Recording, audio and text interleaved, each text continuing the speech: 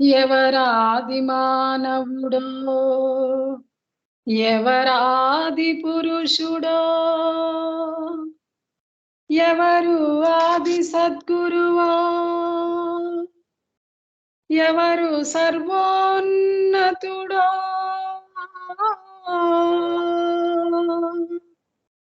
ఆ దివ్య ప్రియతముని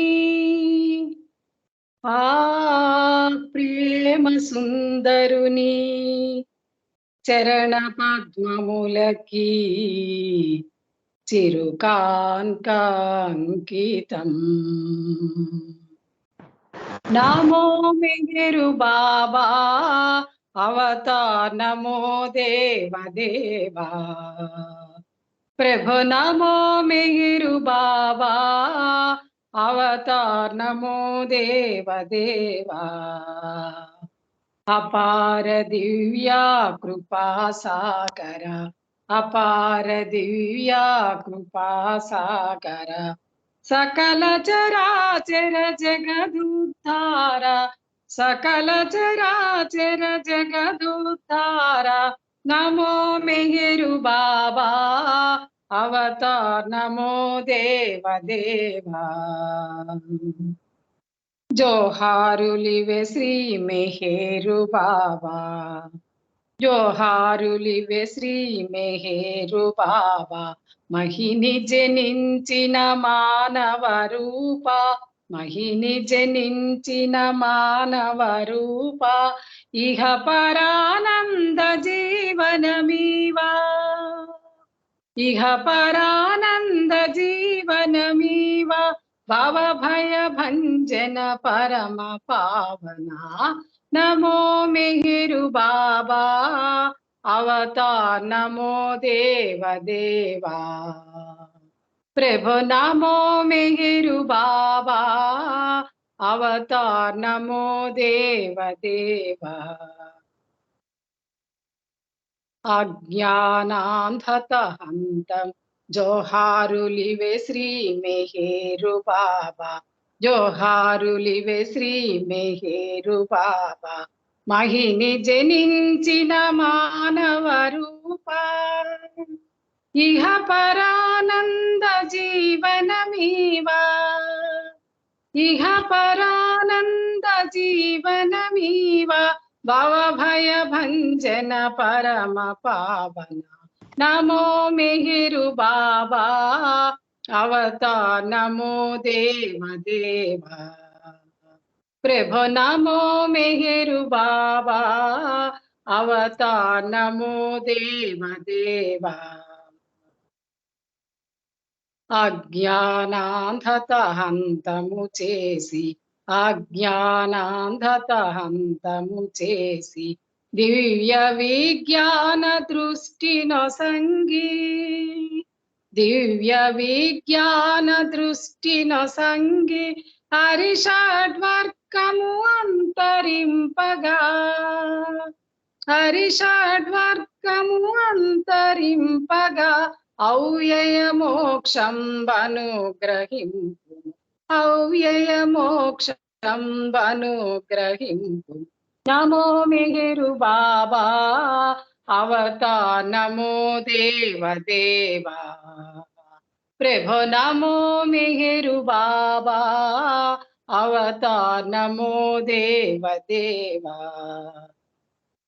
జై మెహర్ బాబా జై జై మెహర్ బాబా జై జై మెహర్ బాబా జై జై మెహర్ బాబా జై జై మెహర్ బాబా జై జై మెహర్ బాబా జై జై మెహర్ బాబా జై జై మెహర్ బాబా జై జై మెహర్ బాబా జై జై మెహర్ బాబా జై జై మెహర్ బాబా జై జై మెహర్ బాబా జై జై మెహర్ బాబా జై జై మెహర్ బాబా జై జై మెహర్ బాబా జై జై మెహర్ బాబా జై జై మెహర్ బాబా జై జై మెహర్ బాబా జై జై మెహర్ బాబా జై అవతార్ మెహర్ బాబా की జై జై బాబా అండి థ్యాంక్ యూ జై బాబా అండి అవతార్ మెహర్ బాబా की జై మన ప్రీతముని కృపా కటాక్షంతో ప్రతిరోజు మనము ఫార్చునేట్ టు లవ్ హిమ్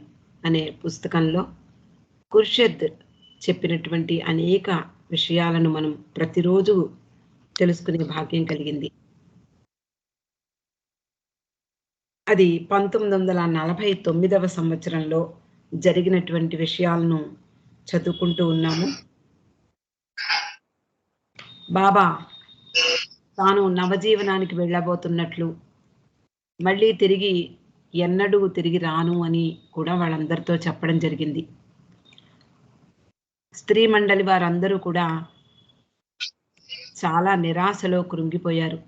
మళ్ళీ బాబాను చూడడం కుదరదు, ఇంకా ఎన్నడూ మీ మొహం చూడను అని బాబా చెప్పినప్పుడు వాళ్ళు నిజానికి మృతప్రాయులైపోయారు. ఏం జరుగుతోంది, ఏమిటి నవజీవనం అంటే, ఇప్పుడు మనకి నవజీవనం గురించి అంటే చరిత్ర అయిపోయింది, మనకి ముందు జరిగిపోయినటువంటి విషయం కాబట్టి మనము ఆ విషయాలను మనం తెలుసుకునే అవకాశాలు అనేక పుస్తకాల ద్వారా కలుగుతాయి.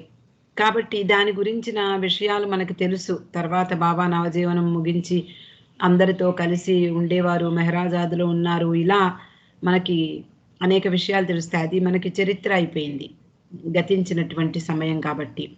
కానీ రేపు నవజీవనానికి వెళ్ళబోతున్నాను, మిమ్మల్ని నేను ఇంకెన్నడూ తిరిగి చూడను, ఇంక తిరిగి రాను అని చెప్పినప్పుడు నిజానికి వాళ్ళందరూ కూడా బాబాను విశ్వసించారు, బాబా మాటలు నమ్మేవారు. కాబట్టి బాబా ఎన్నడూ తిరిగి రాను అనే విషయాన్ని వాళ్ళు జీర్ణం చేసుకోలేకపోయారు. ప్రతి ఒక్కరూ విపరీతమైనటువంటి బాధకు లోనయ్యారు. ముఖ్యంగా ఖుర్షద్ విషయం అయితే మనం చెప్పనవసరం లేదు. ఎంతటి వేదన అనుభవించిందో మాటల్లో చెప్పలేను అంటోంది. నిజానికి చిన్నతనం నుండి బాబాతో నివసించిన ఆ స్వర్గతుల్యమైనటువంటి ఆ మెహరాబాద్ ఆశ్రమాన్ని వదిలి వెళ్ళిపోవడం అనేది ఆమె కలలో ఊహించని విషయం. అలా 12 సంవత్సరాల వయసు నుండి సాధ్యమైనంతగా బాబా సన్నిధిలో గడిపి తన జీవితాన్ని సార్థకం చేసుకుంటున్నాను అని భావించినటువంటి ఆమెకు ఇలాంటి బాబా షాక్ ఇవ్వడం అనేది జీర్ణం చేసుకోలేకపోతుంది. ఆయన చాలాసార్లు బయటికి వెళ్ళడం జరిగింది, చాలాసార్లు అనేక ప్రదేశాలకు వెళ్ళడం జరిగింది. కానీ బాబా రేపు కానీ ఎల్లుండి కానీ తిరిగి వస్తారు, లేకపోతే నెల రోజుల్లో తిరిగి వస్తారు, ఇలా వాళ్ళందరూ కూడా స్త్రీ మండలి వారందరూ కలిసి ఆశ్రమంలో ఉంటూ బాబా కోసం పనిచేస్తూ, బాబా కోసం తింటూ, బాబా కోసం నిద్రపోతూ, ఇలా వాళ్ళ జీవితాలు బాబాతో ముడిపడి ఉన్నాయి. ఆ బంధాన్ని ఎవ్వరూ తెంపలేరు.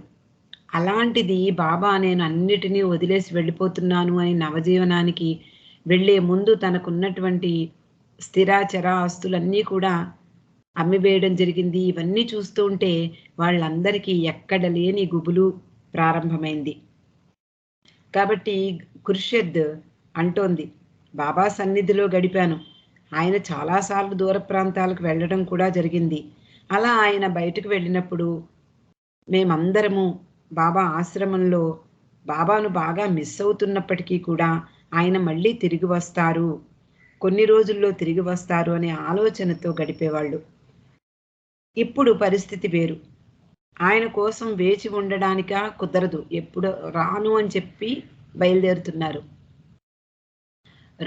ఇంక రాను అని చెప్పినటువంటి వ్యక్తి కోసం ఎప్పుడు ఎలా ఎదురు చూడగలరు? కాబట్టి ఆ ఎదురు చూసేటటువంటి దానికి కూడా కుదరదు. మళ్ళీ మనం కలుసుకోబోము, మిమ్మల్ని నేను చూడడం ఇదే చివరిసారి అని బాబా చెప్పడం వలన వీళ్ళ మనసుల్లో ఏ ఆశ లేకుండా పోయింది. మళ్ళీ చూస్తాము అనే ఆశ లేకుండా పోయింది బాబా మాటలతో. ఇంకా ఆవిడ ఏమంటోంది అంటే, ఆయనను మేమంతా విశ్వసించాం, బాబా మాటలను పూర్తిగా నమ్మాం, ఆయన ఎన్నటికీ తిరిగి రారు, ఆయనను మళ్ళీ మేము చూడలేము. నిజానికి ఎంత భయంకరమైన నిజం. పూర్తిగా కృంగిపోయాను. ఆ బాధ భరించలేకపోతున్నాను. ఆ బాధ మరింత అధికమై పిచ్చి పడితే బాగుంటుంది అనుకున్నాను. అంటే బాధ అంటే మానసికంగా బాధ పడితే అది పిచ్చిలోకి అంటే పూర్తిగా స్ట్రెస్లో కూరుకుపోయినప్పుడు మెంటల్ ఎబిలిటీ కూడా దెబ్బతింటుంది. కాబట్టి ఏదైనా జరగచ్చు. మానసిక వికారం, మానసిక దౌర్బల్యం ఇలాంటివన్నీ కలగచ్చు. కాబట్టి అంతటి బాధ అనుభవించింది కాబట్టి తను స్పష్టంగా డైరెక్ట్‌గా మనందరితో చెప్తోంది. అయితే ఆ బాధ అధికమై పిచ్చి పడితే బాగుంటుంది అని కూడా అనుకుంటోంది. మనం నిన్న చదువుకున్నాం. ఆవిడ ఆ బాధను భరించలేక ఒక సిగరెట్ కాలిస్తే తగ్గుతుందేమో, మానసికంగా శాంతి లభిస్తుందేమో అని కూడా అనుకుంటుంది. అలా ఆ బాధలో ఇంకా బాధపడి పడి చివరకు పిచ్చి పట్టేస్తే ఇంక గొడవ వదిలిపోతుంది. ఇంక బాబాను గురించి ఆలోచించక్కర్లేదు. బాబా రారు అనే విషయంతో బాధపడనక్కర్లేదు. ఇంక ఏమీ తెలీదు. బాధే తెలియనటువంటి పరిస్థితుల్లో పడిపోతుంది. ఈ ఆలోచన ఆమెకు కాస్త ఉపశమనం కలిగించింది. అంటే ఇంకా బాధ ముదిరి ముదిరి పిచ్చిలోకి దిగజారిపోతాను. నాకు పిచ్చి పట్టేస్తుంది. అలా పిచ్చి పడితే బాబా లేకపోవడము, బాబా సాన్నిధ్యాన్ని హ్మ్, సాన్నిధ్యంలో లేము అనేటటువంటి బాధ తగ్గుముఖం పడుతుంది. అంటే ఏమీ తెలీదు. పిచ్చివాళ్ళకి ఈ ప్రపంచంలో మనకి అందరికీ తెలుసు బాబా ఏం చెప్పారో. మనసు సాధారణంగా పనిచేస్తే మానవులు, అసాధారణంగా పనిచేస్తే పిచ్చివాళ్ళు, మనసు నెమ్మదిగా పనిచేస్తే మస్తులు అని చెప్పారు. కాబట్టి మనసు తీవ్ర వేగంతో పనిచేస్తే పిచ్చెక్కిపోతుంది. కాబట్టి నాకు బాబా లేని లోటు తెలియదు అని కూడా అనుకుంటోంది. కానీ బాబా ఏం చెప్పారు? స్త్రీలందరినీ అలా కూడా అయ్యేలా ఆయన అంగీకరించటం లేదు. వాళ్ళందరికీ పిచ్చి పడితే బాబా ఏం చేసుకుంటారు? బాబా వాళ్ళతో అంటే స్త్రీ మండలి వారితో తనకు అంటే మండలి వారు అంటే మనకొక విషయం మనకి తెలియాలి. ఏమిటి? బాబా తాను ఎన్నుకున్నటువంటి వారు మండలి వారు. ఆ వాళ్ళ ద్వారా ఆయన విశ్వకార్యాన్ని నెరవేర్చారు. కాబట్టి ఆయన చేసినటువంటి పనిలో వాళ్ళు కూడా భాగస్వాములు. వాళ్ళు పిచ్చి పట్టి వాళ్ళెక్కడికో వెళ్ళిపోతే బాబాకు ఒరిగేదేమీ ఉండదు. బాబా తన పని నెరవేర్చుకోవాలి. ఆయన జీవించి ఉన్న కాలమంతా కూడా ఆయన విశ్వకార్యంలోనే గడిపారు. అందరి ద్వారా కూడా ఆయన పని చేశారు అని మనకి తెలుసు. కాబట్టి అలాగా కూడా అవకాశాన్ని ఇవ్వటం లేదు బాబా. స్త్రీలందరికీ ఏం చెప్పారట? మీరంతా ధైర్యంగా ఉండాలి. అలా ఉంటూ నా నామాన్ని మీ హృదయంలో స్మరించాలి. అలా చేసినప్పుడు నన్ను సంతోషింపచేస్తారు. కాబట్టి నేను చెప్పింది మీరు చెయ్యాలి అని కూడా వాళ్ళకి ఆదేశం ఇవ్వడం జరిగింది. కాబట్టి ఈ ఆదేశాన్ని నెరవేర్చాలి అంటే వాళ్ళు మానసికంగా స్థిరచిత్తంతో ఉండాలి. బాబా ఇచ్ఛకు తల ఒగ్గి ఉండాలి. బాబా ఇచ్ఛ ప్రకారం వాళ్ళు నడుచుకోవాలి. బాబా ఆదేశాలను తూచా తప్పకుండా పాటించాలి. కాబట్టి వాళ్లకు మనోవికారం కలగడానికి కూడా అవకాశం లేదు. కాబట్టి ధైర్యంగా ఉండండి మీరందరూ. మీ హృదయంలో నా నామాన్ని స్మరిస్తూ నేను చెప్పిన పని చేస్తూ నన్ను సంతోషింపచేయండి అని కూడా బాబా ఆదేశం ఇచ్చారు. అంటే బాబా దూరంగా ఉన్నప్పటికీ కూడా వీళ్ళందరూ కూడా బాబా కోసం జీవిస్తూ బాబా మాటలను ఆచరిస్తూ బాబాను సంతోషింపజేసే విధంగా జీవించాలి. వాళ్ళకి పెద్ద బాధ్యత పెట్టారు. అంతకు ముందు రోజుల్లో అయితే అందరూ కలిసి ఆశ్రమంలో ఉండేవారు. అందరూ కలిసి బాబా కోసం పనిచేస్తూ ఉండేవారు. బాబా ఏ పని చేస్తే ఇంతమందికి వండి పెట్టండి అంటే వండుతూ ఉండేవారు. ఇలా వాళ్ళు నిరంతరము బాబా పనిలో నిమగ్నమైపోయి ఉన్నారు. కాబట్టి వాళ్ళ బాబాని తప్పించుకునే అవకాశం లేదు మానసికంగా కూడా. ఇప్పుడు భౌతికంగా బాబా దూరమైనప్పటికీ మనసు మాత్రం ఆయన కోసం పనిచేస్తూ ఉండాలి. మనసు మాత్రం ఆయనపై లగ్నం చెయ్యాలి. ఇది వాళ్ళ బాధ్యత. కాబట్టి వీళ్ళందరికీ పెద్ద బాధ్యతే అప్పగించారు బాబా, దూరంగా పంపించి కూడా.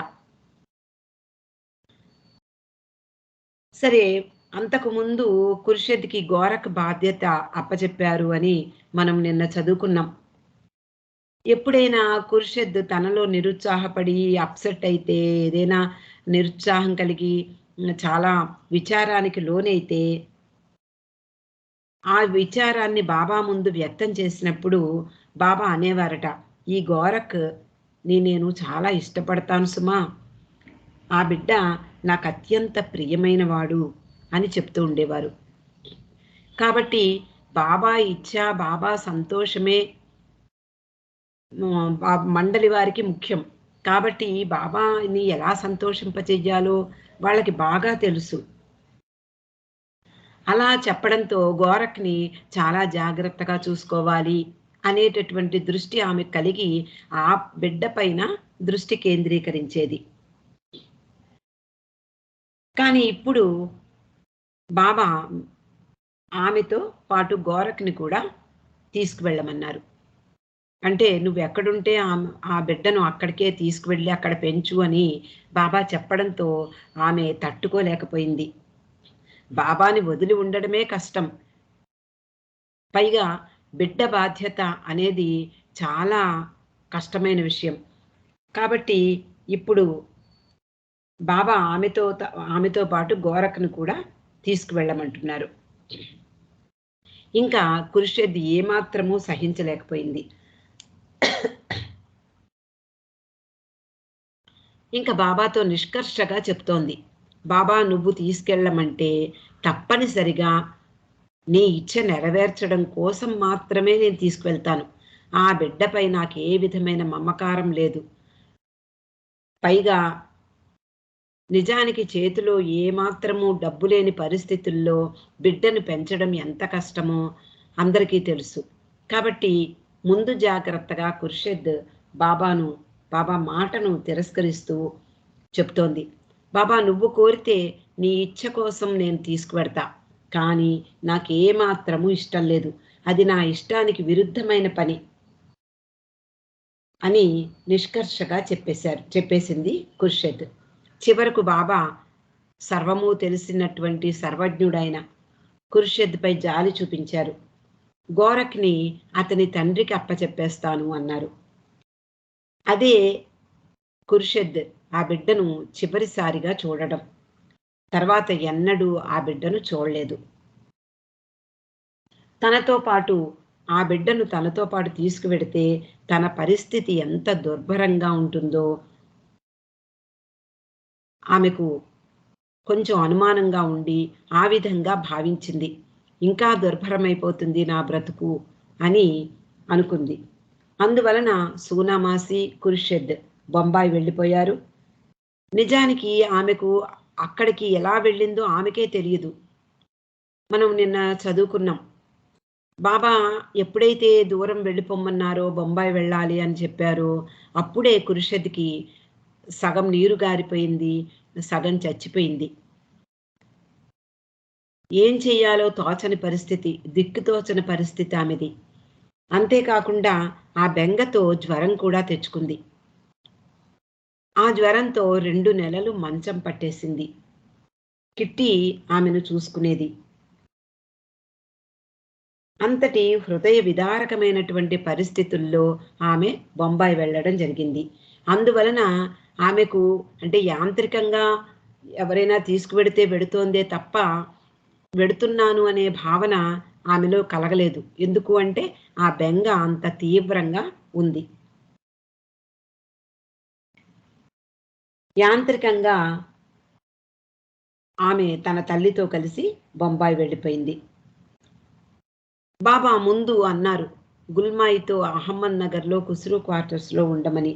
తర్వాత బొంబాయిలో మెహర్జీ ఇంటికి పంపించారు.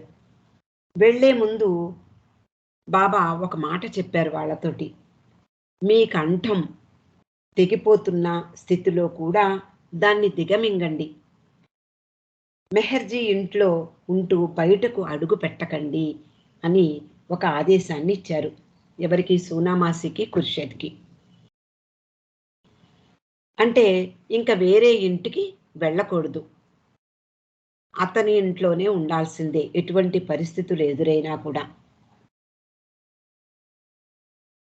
అంతేకాకుండా బాబా అంటున్నారు, ఇది నా ఆదేశం, వేరే ఎవరి దగ్గర ఉండరాదు అని.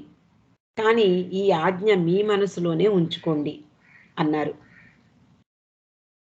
అంతేకాకుండా ఖుర్షద్కి మరో కొన్ని సూచనలు ఇచ్చారు. మెహర్జీ వాళ్ళ ఇంట్లో ఉంటూ మెహర్జీ కుటుంబ సభ్యులతో కలిసి ఉదయం అల్పాహారం చెయ్యాలి. మెహర్జీ బయటికి వెళ్ళినప్పుడు అప్పుడప్పుడు ఆయనతో పాటు వెళ్ళవచ్చు. ముఖ్యంగా బాబా ఆమెతో చెప్పేవారు, ఇంట్లో కుట్టుకుంటూ కూర్చోవద్దు అని. అంటే ఇంతకు ముందు కూడా చాలా సార్లు బాబా చెప్పడం మనం చదువుకున్నాం. ఎప్పుడు ఆమెకు చాలా ఇంట్రెస్ట్ కుట్టడము, ఎంబ్రాయిడరీ చేయడము. రాత్రిళ్ళు కూడా నిద్ర రాని సమయంలో చాలా రాత్రి వరకు కూర్చుని మసక వెలుతురులో చిన్న కిరోసిన్ దీపపు కాంతిలో ఆమె చాలా ఎక్కువ సమయం కుడుతూ కూర్చునేది. బాబా ఎప్పుడు చూసినా నువ్వు ఎక్కువగా కుడుతున్నావు, నీ కళ్ళు దెబ్బతింటాయి ఇలా చెప్పేవారు. ఆ మాట ఇప్పుడు కూడా చెప్తున్నారు. అంటే ప్రతి చిన్న విషయాన్ని బాబా ఎంత జాగ్రత్తగా పరిశీలిస్తూ, ప్రతి ఒక్కరి విషయాన్ని ఎంత చక్కగా విశ్లేషించి ఆయన సూచిస్తున్నారో మనకు అర్థమవుతూ ఉంటుంది. కాబట్టి ఆమెను నువ్వు ఇంట్లో కూర్చుని కుట్టుకుంటూ ఎప్పుడూ అదే పనిలో కూర్చోవద్దు అని కూడా సూచించారు. అలా వాళ్ళిద్దరూ సోనామాసి, ఖుర్షద్ మెహర్జీ ఇంటికి వెళ్ళారు. మెహర్జీ ఆమెను ఆట పట్టిస్తూ ఉండేవాట. తొలి రోజుల్లో మనందరికీ తెలుసు, పురుష మండలి వారితో వీళ్ళెవ్వరూ మాట్లాడడానికి వీల్లేదు. కాబట్టి ఖుర్షద్ పురుషులు ఎదురుపడినా వాళ్ళతో మాట్లాడే అవకాశం లేదు ఆమెకు. కానీ ఇప్పుడు ఆ షరతులను తొలగించారు, ఆ ఆదేశాలను కొన్నిటిని తొలగించారు. ఇప్పుడు ఆమె పురుషులతో మాట్లాడవచ్చు. మెహరాబాద్లో ఉన్న సమయంలో, అంటే గోరఖ్ని పెంచే సమయంలో ఖుర్షద్ ఆ బిడ్డ కోసము పాల డబ్బాలు, పాల పొడి బొంబాయి నుంచి తెప్పించేది. బొంబాయిలో బాబా ఏది చెప్తే అది నిమిషాల మీద ఏర్పాటు చేసే వాళ్ళల్లో మెహర్జీ ఒకళ్ళు. కాబట్టి ఖుర్షద్ చెప్పినటువంటి ప్రతి కోరిక, అంటే గోరఖ్ కోసం అడిగేటటువంటి ప్రతి పని బాబా మెహర్జీకి అప్పచెప్పేవారు. మెహర్జీ ఆ పాల పొడి కొని మెహరాబాద్ పంపించేవారు. మెహరాబాద్లో ఖుర్షద్కు అది అందివ్వబడేది. ఆ పాల పొడి కలిపి గోరఖ్కి పాలు పట్టేది.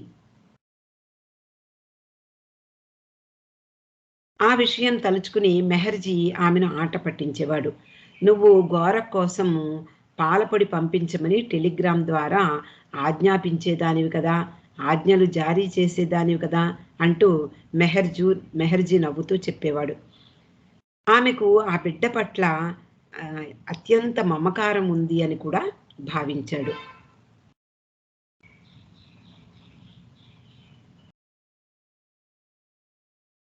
గోరఖ్ను తనతో పంపించినందుకు ఖుర్షద్ బాబాకు కృతజ్ఞతలు తెలుపుతూ ఉండేది.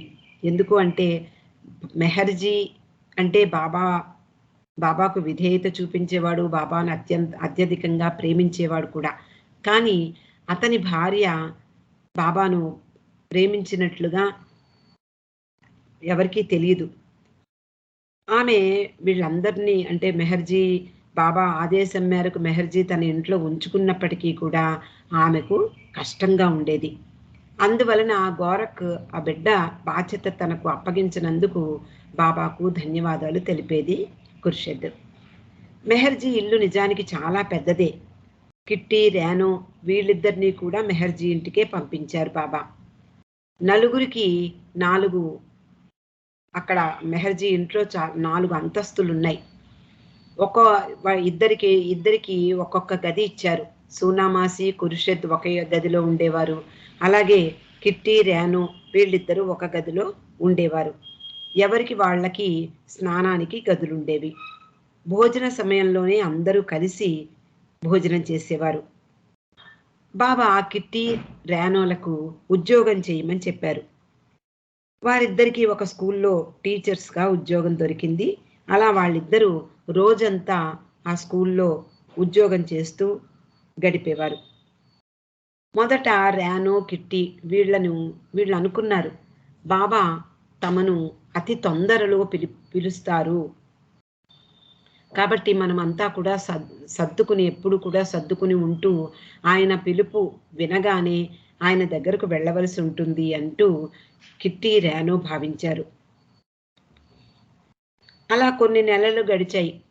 వారిని బాబా పిలవలేదు. ఏం జరిగి ఉంటుందా అని వాళ్ళు ఆశ్చర్యపోయేవారు. తర్వాత నెమ్మదిగా వాళ్ళు అలవాటు పడిపోయారు ఆ జీవితానికి. బాబా పిలవటం లేదు, ఏం జరిగిందో తెలియదు. కాబట్టి కిట్టి, రానో ఇద్దరు ఉద్యోగాలు చేస్తూ ఉన్నారు. ఖుర్షద్తో కిట్టి అంటూ ఉండేది, ఇప్పుడు మనమంతా ఒకే పడవలో ప్రయాణిస్తున్నాం. మన నలుగురిని కూడా ఎవ్వరూ బాబా పిలవటం లేదు. పిలుస్తారు అని ఎంతో ఆశ పెట్టుకున్నాం. ఆయన ఎక్కడికి వెళ్ళారో తెలిసేది కాదు నవజీవన సమయంలో.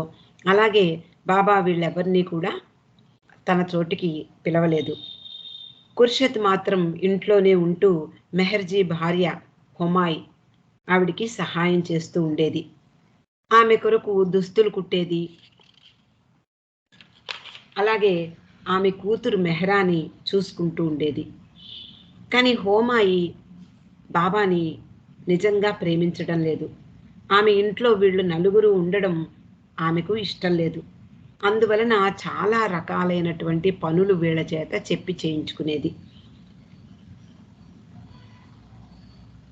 అలా తన తల్లి సూనామాసితో కలిసి బొంబాయి వచ్చినటువంటి ఖుర్షద్ మెహర్జీ బంగ్లాలో నివసించడం ప్రారంభించిన నాటి నుండి కూడా మరో అధ్యాయం, అంటే బాధాకరమైనటువంటి రోజులు గడిపేటటువంటి ఒక మరో అధ్యాయానికి తెర తీసింది.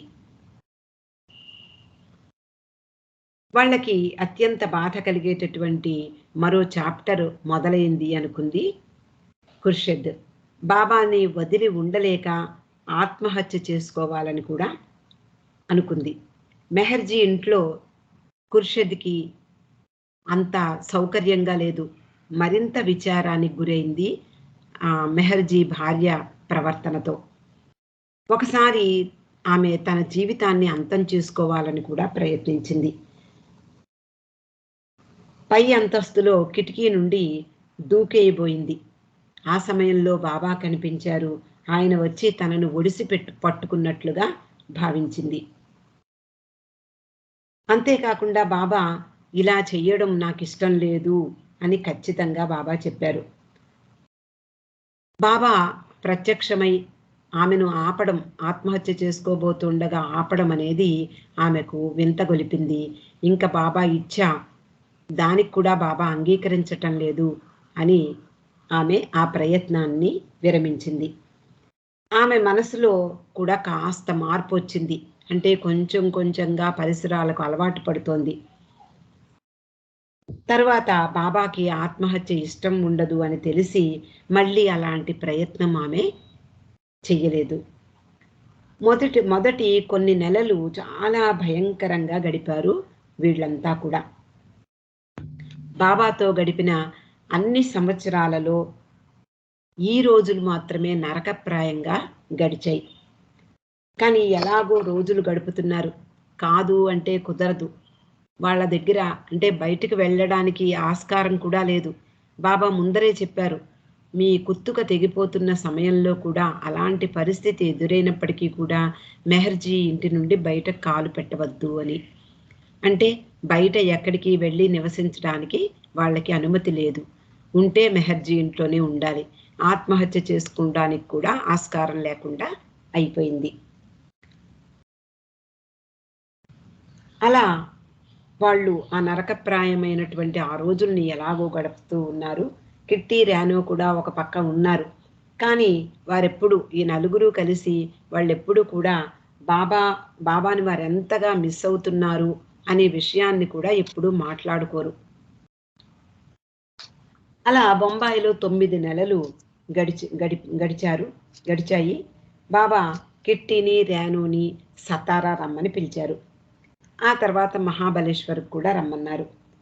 వాళ్ళిద్దరూ వెడుతూ ఖుర్షద్తో అన్నారు, మమ్మల్ని రమ్మనమంటే మిమ్మల్ని కూడా రమ్మన్నట్టే కదా, రండి అని. కానీ ఖుర్షద్ వద్దు, బాబా రమ్మన్నప్పుడే వస్తాం.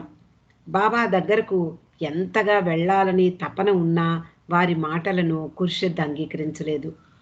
బాబా ముందే చెప్పారు, అక్కడ నుండి ఎక్కడికి కదలవద్దు అని.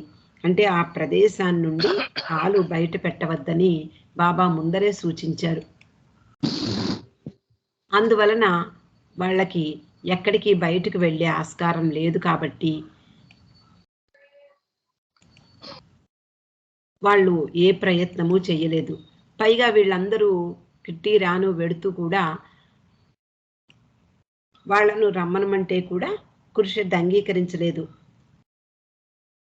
ఇలా బాబా ఆదేశం ఇవ్వడం వాళ్ళకి 3వసారి. మీ అందరికీ గుర్తుండే ఉంటుంది.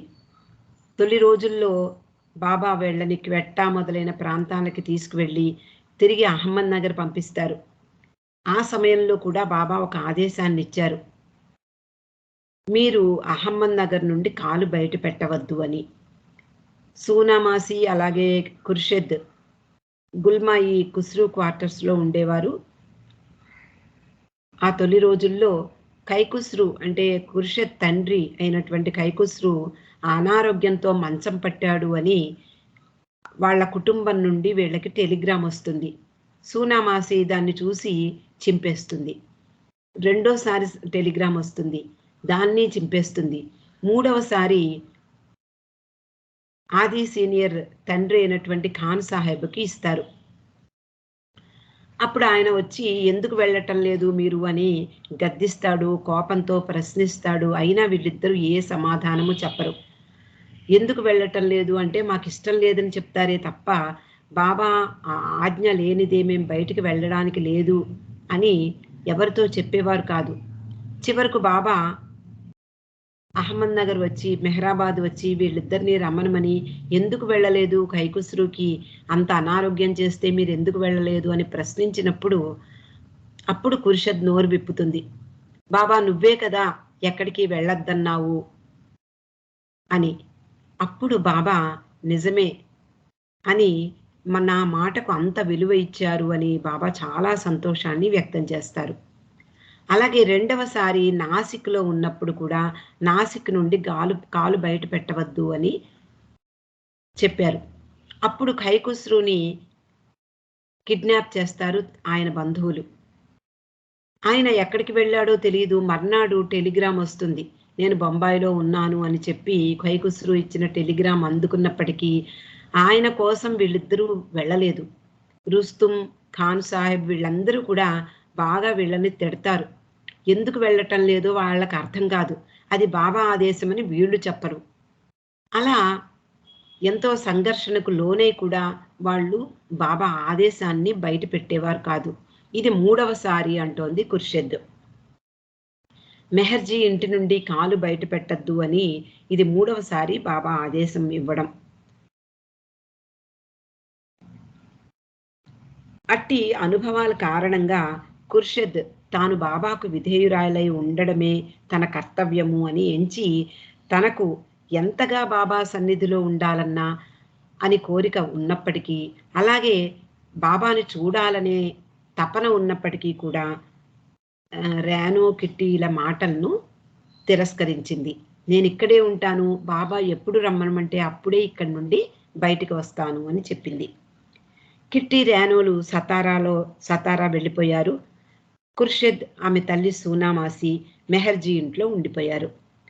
తొలి రోజు నుండి మెహర్జీ బంగ్లాలో ప్రారంభమైన తిరస్కారాలు, కఠినమైనటువంటి మాటలు ఇవన్నీ వాళ్ళకి ప్రతిరోజు దుర్భరంగా తయారయ్యాయి. ఏ రోజు అక్కడ ఉండలేని పరిస్థితి ఎదురయ్యేది. మెహర్జీ భార్య వీళ్ళని సరిగ్గా చూసేది కాదు. వారు తమ ఇంట్లో ఉండడం ఆమెకు అస్సలు ఇష్టం లేదు. ఖుర్షద్ అప్పుడు అనుకుంది, నా తండ్రి ఉన్నా బాగుండేది, కనీసం నాకు ఒక సోదరుడున్నా నన్ను ఆదుకునేవాడు ఈ సమయంలో అని విచారించేది. అంతేకాకుండా తన బంధువులు ఉన్నప్పటికీ కూడా బాబా పట్ల వాళ్ళకి నమ్మకం లేదు. వాళ్ళకి పూర్తిగా బాబాకు వ్యతిరేకులు వాళ్ళు. అందువలన బంధువులు కూడా వాళ్ళని నిరాదరిస్తారు. అందువలన మెహర్జీ ఇంట్లోనే ఉండిపోయారు వాళ్ళిద్దరూ. కొన్నిసార్లు మెహర్జీ భార్య వాళ్ళని దూషించేది, కఠినంగా మాట్లాడేది. అయినా కూడా మారు మాట్లాడకుండా బాబా ఆదేశానికి తల వంచి అలా అక్కడే ఉండేవారు. బాబా అక్కడి నుండి వెళ్ళవద్దు అని ఆదేశం మేరకు ఖుర్షద్, సూనా అక్కడే ఆవిడ తిరస్కారాలు భరిస్తూ ఉండసాగారు. ఒకరోజు మెహర్జీ కూడా స్వయంగా ఆమె మాటలు విని ఇంకా అతడు కూడా చెప్పాడు, మీరు బయటికి వెళ్ళిపోండి, ఎక్కడైనా వేరే జీవించండి అని. అతనికి డబ్బుకు లోట్లేదు. బాబాకు ఎప్పుడు ఎలాంటి అవసరానికి బాబా అడిగినా అతడు నిమిషాల మీద అరేంజ్ చేసేవాడు బాబాకి ఏం కావాలంటే దాన్ని. అందువలన మీరు ఎక్కడైనా బయటకు ఉన్నా నేను మీకు ఏ లోటు లేకుండా చూసుకుంటాను అన్నప్పటికీ కూడా వాళ్ళిద్దరూ కూడా బయటికి వెళ్ళలేదు. ఇది బాబా ఆదేశము, మీ ఇంట్లోనే ఉండమన్నారు, మాకు ఎలాంటి కష్టం వచ్చినా ఇక్కడి నుండి కదలము అన్నారు. అలాగే బాబా ఆదేశిస్తే తప్ప మీ ఇల్లు వదిలి బయటికి వెళ్ళము అని కూడా చెప్పారు. అలా వారింట్లో అతని భార్యకు ఇష్టం లేకపోయినా సంవత్సరం మీద 9 నెలలు, అంటే 1 సంవత్సరం 9 నెలలు గడిపారు. ఎంతో కష్టంగా గడిచాయి ఆ రోజులు. ఖుర్షద్ మెహర్జీ ఇంట్లో ఉంటూ వారికి సహాయం చేయమని బాబా ఆదేశం కాబట్టి మెహర్జీ చిన్న కూతురైనటువంటి మెహరాకు గుజరాతీ భాష నేర్పసాగింది. ఉదయము సాయంత్రము 1 గంట బయట తోటలో కూర్చుని ఆమెకు గుజరాతీ భాష నేర్పేది. అలాగే వాళ్ళ ఇంటికి దగ్గరగా ఉన్నటువంటి హ్యాంగింగ్ గార్డెన్స్ అక్కడికి కూడా వెళ్ళేవారు. ఆ పాపకు గుజరాతీ భాష ప్రాథమిక శబ్దాలు, మాటలు నేర్పసాగింది. ఆ పాప కూడా స్కూల్లో జాయిన్ అయింది. ఆ తర్వాత ఆమె టీచర్ కూడా ఇంత చక్కగా ఎవరు నేర్పారు నీకు గుజరాతీ అని మెచ్చుకుందట. నవజీవన సమయంలో ఖుర్షద్ నిజానికి ఉద్వేగంతో కూడిన ఒక మానసిక స్థితిలో, అంటే పూర్తిగా అప్సెట్ అయినటువంటి పరిస్థితుల్లో ఉండేది. కాబట్టి అంటే మానసికంగా బలహీనత వచ్చినప్పుడు మనం కూడా ఏదో ఒకటి నమలడానికి ప్రయత్నిస్తూ ఉంటాం. అలాగే ఖుర్షద్ కూడా ఆ రోజుల్లో సోంపు తింటూ ఉండేది. గుప్పిడి తీసుకుని అది అయిపోగానే మళ్ళీ ఒక గుప్పిడి తెచ్చుకుని అలా నములుతూ ఉండేదట. అవి అయిపోగానే మళ్ళీ తెచ్చుకుని మరిన్ని తినేది. అలా బలవంతంగా కూడా తినేదట. అలా సంవత్సరం పాటు తిన్న తర్వాత తనలో తాను గ్రహించుకుంది. ఏమిటి, ఎందుకింత బలహీనంగా తయారయ్యాను నేను, ఎందుకు ఇలా తింటున్నాను అదుపు లేకుండా అనుకుంది. అప్పుడు ఆమె మానసికంగా స్థిరచిత్తం కలది కాబట్టి తను అనుకున్నట్లుగా ఆమె ఆ సోంపు తినడం మానేసింది. తర్వాత కొంచెం కొంచెంగా తినేది తప్ప ఆ రోజుల్లో లాగా ఎప్పుడూ అదే పనిగా తినేది కాదు. నవజీవన సమయంలో బాబాతో ఎటువంటి ఉత్తర ప్రత్యుత్తరాలు నెరపకూడదు అనేది బాబా ఆదేశం. కానీ నవజీవనం ప్రారంభించిన 1 సంవత్సరం గడిచిన తర్వాత సరిగ్గా సంవత్సరానికి, అంటే 1950 సంవత్సరం అక్టోబర్ 16వ తేదీన మహాబలేశ్వర్లో బాబా సమావేశం ఏర్పాటు చేసి ఒక్కరోజు తాను పాత జీవితంలోకి అడుగు పెడతాను అని చెప్పారు. అదే అవకాశంగా తీసుకుని ఖుర్షద్ బాబాకు ఉత్తరం రాసింది. అంటే పాత జీవితంలో ఆ నియమ నిబంధన లేదు, నవజీవనంలో మాత్రమే ఆయనకు ఉత్తరాలు రాయకూడదు. కాబట్టి ఆయన పాత జీవితంలో ప్రవేశించిన ఆ రోజు బాబాకు చదివి వినిపించేలాగా బాబాకు ఒక ఉత్తరం రాసింది ఖుర్షద్. ఆ ఉత్తరంలో ఆమె అంటోంది, బాబా నేను ఇక్కడ ఉండి పూర్తిగా విసిగిపోయాను. ఇక్కడ ఎందుకు ఉండమని ఆదేశించావో నాకు తెలియదు.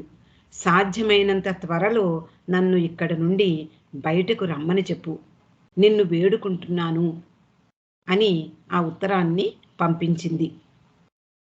అంటే బాబా నవజీవనం నుండి పాత జీవితంలోకి ఒక్కరోజు ప్రవేశించాను అని చెప్పారు కదా. ఆ రోజు మహాబలేశ్వర్లో సమావేశం ఏర్పాటు చేశారు. తన సన్నిహితులందరినీ కూడా రమ్మన్నారు ఆ సమావేశానికి.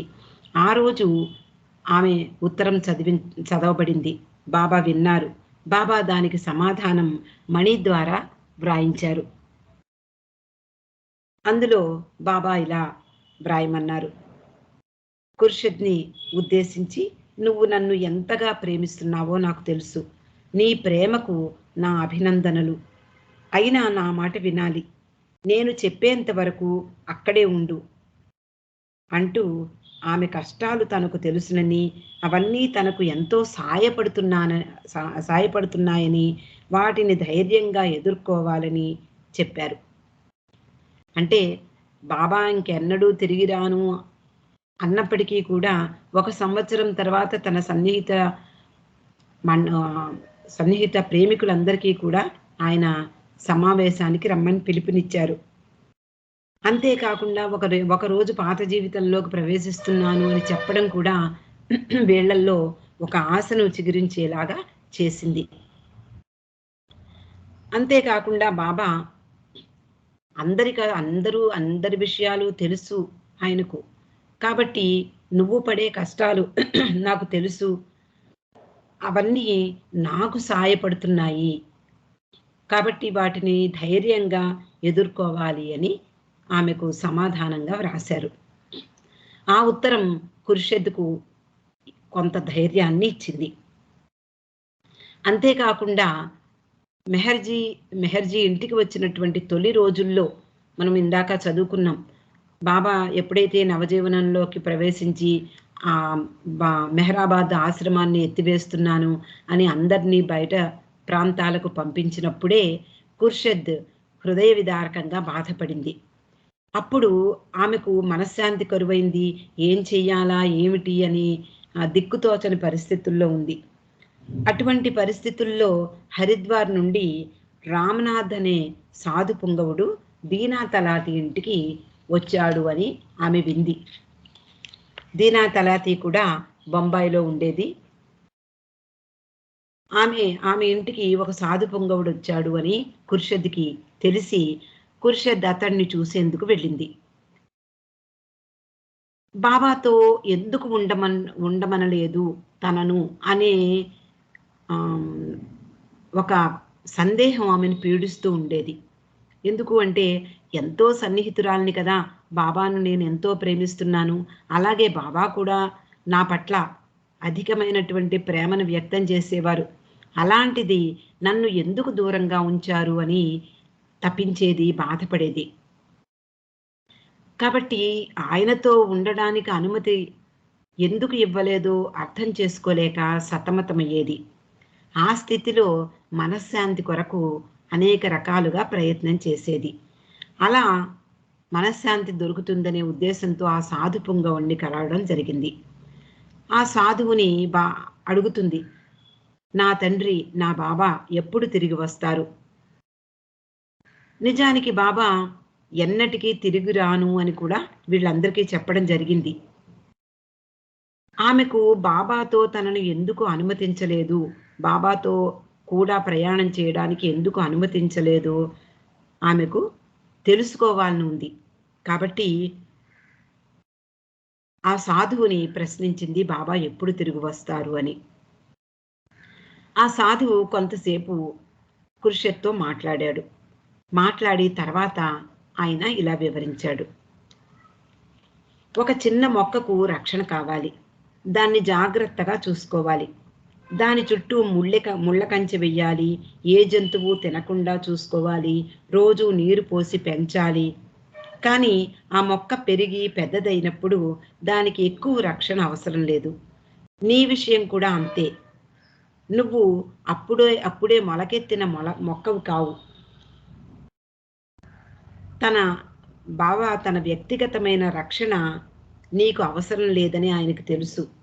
కాబట్టి ఇప్పుడు నీవు శక్తివంతురాలివయ్యావు. నీకుగా నువ్వు ఆలోచించుకునే విచక్షణ నీకు వచ్చింది. అందువలన ఆయన నిన్ను ఇక్కడ ఉంచాడు. విచారించకు, ఆయన నిన్ను తప్పక చూసేందుకు వస్తాడు అని చెప్పాడు ఆ సాధు పుంగవుడు. అంతేకాకుండా ఆమెకు మరో విషయం చెప్పాడు ఆయన. బాబా కనిపించినప్పుడు నీకు ఋషికేశ్ రావాలి అని అనుకుంటే ఆయన అనుమతి తీసుకుని రావచ్చు, అక్కడ ఆధ్యాత్మిక జీవితాన్ని గడపవచ్చు అని కూడా ఆమెకు చెప్పాడు. అంతేకాకుండా ఆమె త్వరలో బాబాను చూడగలదు అని, ఋషికేశ్ రావడానికి బాబా అనుమతి తప్పక అడగమని మరోసారి ఆమెకు గుర్తు చేశాట. అప్పటి వరకు ఖుర్షద్ బాబాని మళ్ళీ చూసే అవకాశం లేదు అని నిరాశలో ఉండేది. ఎప్పుడైతే ఈ సాధువు ఇలా చెప్పాడో కొంచెం ఆశ చిగురించింది. బాబాను చూసే అవకాశం ఉందేమో, బాబా వస్తారు, తిరిగి బాబాను చూడగలను ఈ కళ్ళతో అని కొంచెం ఆశ చిగురించింది. బాబా నవజీవన సమయంలో మరో విషయం ఖుర్షద్ ఆవేదనను చల్లార్చింది. ఏమిటి అంటే, బాబా నవజీవనంలో ఉన్నప్పటికీ బొంబాయి వచ్చేవారట. అప్పుడు మెహర్జీ ఇంట్లో పై అంతస్తులో ఉండేవారు. అలా వస్తూ తన పని మీద బయటకు వెడుతూ ఉండేవారు. ఖుర్షద్కి, సూనాకి ఆ విషయం తెలిసినా బాబాను చూసేందుకు అనుమతి లేని కారణంగా వాళ్ళు తమ గదిలోనే ఉండిపోయేవారు. కానీ బాబా తమకు సమీపంలో ఉన్నారు, ఈ ఇంట్లోనే ఉన్నారు అనేటటువంటి విషయం మానసికంగా శాంతినిచ్చేది వాళ్ళకి. అయినా ఖుర్షద్కి బాబాని చూడాలని మరీ మరీ కోరుకుంటూ ఉండేది. ఎప్పుడూ అవకాశం ఇవ్వటం లేదు బాబా అంటూ ఎంతో బాధపడుతూ ఉండేది. ఒకసారి మెహర్జీ తన భార్యతో చెప్పాట. ఏమని అంటే, బాబా ఈరోజు సాయంత్రం తన మండలి వారితో సర్కస్ చూడ్డానికి వెడుతున్నారు అని. ఆ మాటలు ఖుర్షద్ వింది. ఆమెకు ఖుర్షద్కి బొంబాయి బాగా తెలుసు. చిన్నతనం నుండి ఆమె అక్కడే పుట్టి పెరిగింది. అలాగే మంజిలీమీంలో బాబా ఉన్నప్పుడు కూడా ఆమె మంజిలీమీంకి బాబా దగ్గరికి వస్తూ వెడుతూ ఉండేది, స్కూల్కి వెడుతూ ఉండేది. అలా ఆమెకు బొంబాయి గురించి బాగా తెలుసు. సర్కస్ వెళ్ళడానికి బాబా కారు ఏ మార్గంలో వెడుతుందో కూడా ఆమెకు తెలుసు. అది ఎవరైనా సరే ఆ సర్కస్ వెళ్ళే ప్రదేశానికి, అంటే చూపించే ప్రదేశానికి వెళ్ళాలి అంటే మెరైన్ డ్రైవ్ గుండా వెళ్ళాలి. బాబా ఆదేశానికి విరుద్ధమైనది, వ్యతిరేకమైనది అయినప్పటికీ ఆమె ఒక ప్లాన్ చేసుకుంది. అంటే బాబాను ఎలాగైనా చూడాలని తపిస్తోంది. ఒక్క క్షణమాత్ర దర్శనమైన ఒక గ్లిమ్స్ దొరుకుతుందేమోనని ఆశపడుతోంది ఖుర్షద్. కాబట్టి ఎప్పుడైతే బాబా తన మండలి వారితో సర్కస్కు వెడుతున్నారు అని మెహర్జీ తన భార్యతో చెప్పడం విన్న ఖుర్షద్, ఇదే మంచి అవకాశము, బాబాని ఒక్క క్షణమైనా చూస్తే చాలు, నా తపన చల్లారుతుంది, నా మనోవేదన చల్లారుతుంది అని ఒక చిన్న ప్లాన్ వేసింది. ఆ ప్లాన్ మెహర్జీకి కూడా చెప్పలేదు. ఆ మెరైన్ డ్రైవ్ ప్రాంతంలో ఈ ట్రాఫిక్ అంతా వెడుతూ ఒక చోట నెమ్మదిగా వెళ్ళాలట. ఒక ప్రాంతంలో, అంటే మలుపు తిరిగే ప్రాంతమేమో అది. అక్కడ అంటే వచ్చినటువంటి ప్రతి వాహనము అక్కడ ఆగి నెమ్మదిగా వెళ్ళాలట, అంటే ఆ రోజుల్లో. కాబట్టి ఒక మూలలో అక్కడ నిలబడితే ఆ ట్రాఫిక్ ఎక్కడైతే నెమ్మదిగా వెడుతుందో అక్కడ వేచి ఉంటే బాబా కారు కూడా ఆ మార్గంలో వెడుతూ కొంచెం అక్కడ వేగం తగ్గించి వెడుతుంది. నెమ్మదిగా వెళ్ళేటటువంటి ఆ కారులో ఉన్న బాబాను ఒక్క క్షణకాలమైనా తాను దర్శించుకోవచ్చు అనుకుంది ఖుర్షద్. నవజీవన సమయంలో బాబాను చూడరాదు అనే ఆదేశం కూడా ఉంది. కనుక ఖుర్షద్ మారువేషంలో వెళ్ళాలనుకుంది. అంటే ప్రియతముణ్ణి ఎలాగైనా చూడాలనే తపన. అంటే ఒక్కొక్క మానసిక స్థితిని బట్టి ఉంటుంది. ఇప్పుడు కొంతమంది బాబా ఫలానా చోట ఉన్నారని తెలిసి పక్క నుండి వెళ్ళిపోయేవారు నవజీవన సమయంలో. అలాగే చాలామంది బాబా ప్రేమికులు పక్కన ఉన్నారని తెలియక బాబా కోసం తప్పించిన వాళ్ళు పక్క గదిలోనే ఉండేవారు. ఆయన పేరు నాకు గుర్తు రావట్లేదు, కానీ పక్క గదిలోనే బాబా ఉన్నారు. ఆ గోడే ఆయనకి బాబాకు మధ్య అడ్డు. ఈ గదిలో అతడు పడుకుని బాబాను చూడాలనే తపనతో భోరున విలిపించట. ఆ పక్కనే ఉన్న బాబాకు ఆయన మనసు తెలుసు. అలా బాబా ఆదేశాన్ని ఆచరించి ఆ బాబాకు విధేయత చూపించినటువంటి వాళ్ళు ఉన్నారు. ఇలా ఖుర్షద్ లాగా తన తపనను చల్లార్చుకోవాలి, ఎలాగైనా క్షణమాత్రమైనా బాబా దర్శనం చేసుకోవాలని తన కోరికను అదుపు చేసుకోలేక ఆమె ఇలాంటి ప్రయత్నాలు చేసేది. అలా ఖుర్షద్ మారువేషంలో వెళ్ళాలనుకుంది. నల్ల కళ్ళద్దాలు తీసుకుంది. కప్పుకునేందుకు, అంటే తల నిండా కప్పుకునేందుకు ఒక షాల్ తీసుకుంది. నెమ్మదిగా మెహర్జీతో కూడా చెప్పకుండా బయలుదేరింది. ఎక్కడైతే తను నిలబడి బాబా కారు నెమ్మదిగా వెడుతున్న సమయంలో చూడాలనుకుందో అక్కడికి వెళ్ళడానికి కూడా మెహర్జీ ఇంటికి చాలా దూరం ఆ ప్రదేశం. బస్సు ఎక్కాలి. ఆ బస్సు ఎక్కడానికి చేతిలో పైసా లేదు. ఏదైనా అవసరమైతే మెహర్జీ భార్యను అడిగి తీసుకుని మిగిలిన చిల్లరి ఆమెకు ఇచ్చేయాలి. అలా ఎప్పుడైనా ఏదైనా ఒక డెంటిస్ట్ దగ్గరికి వెళ్ళాలన్నా, ఒక డాక్టర్ దగ్గరికి వెళ్ళాలన్నా బస్సు కోసం మెహర్జీ భార్యను అడిగి తీసుకునేవారు సోనామాసి, ఖుర్షద్. వెళ్ళి వచ్చిన తర్వాత మిగిలిన డబ్బులు ఆమెకు ఇచ్చేసేవారు. తమ దగ్గర ఒక పైసా కూడా ఉంచుకోకూడదు అని బాబా ఆదేశం. అందువలన ఆమె ఖుర్షద్ అంత దూరము నడిచి వెళ్ళింది. ఎలాగైతేనే అనుకున్న ప్రదేశానికి 1 గంట ముందే వెళ్ళి నిలబడింది. దూరం నుండి బాబా కారు వస్తూ కనిపించింది. వెంటనే ఖుర్షద్ తల నిండా షాల్ కప్పుకుంది, కళ్ళజోడు పెట్టుకుంది. చాలా జాగ్రత్తగా ప్లాన్ చేసుకుంది. కానీ ఆమె అంతకు ముందెప్పుడు కూడా ఈ సన్ గ్లాసెస్ వాడలేదు, నల్ల కళ్ళద్దాలు వాడలేదు. అది పెట్టుకోగానే ఏమీ కనిపించలేదుట. బాబా కారు నెమ్మదిగా ముందుకు వెళ్ళిపోయింది. బాబాని చూడలేకపోయింది. పూర్తిగా నిరాశలో కృంగిపోయింది. అంటే ఏదో ప్లాన్ వేసుకుంది పాపం. నల్ల కళ్ళద్దాలు పెట్టుకుంటే తనను ఎవరూ గుర్తించలేరు అనుకుందే కానీ దాంట్లోంచి బాబా కనపడరు సుమా అనే ఉద్దేశం ఆమెడకు కలగలేదు. ఆ ఆలోచన రాలేదు. అలా బాబా కారు ముందుకు వెళ్ళిపోయింది. కానీ ఆమె బాబాని చూడలేకపోయింది. పూర్తి నిరాశలో కృంగిపోయింది. ఇక్కడికి ఈరోజు ఆపుదామండి. అవతార్ మెహర్ బాబా కీ జై.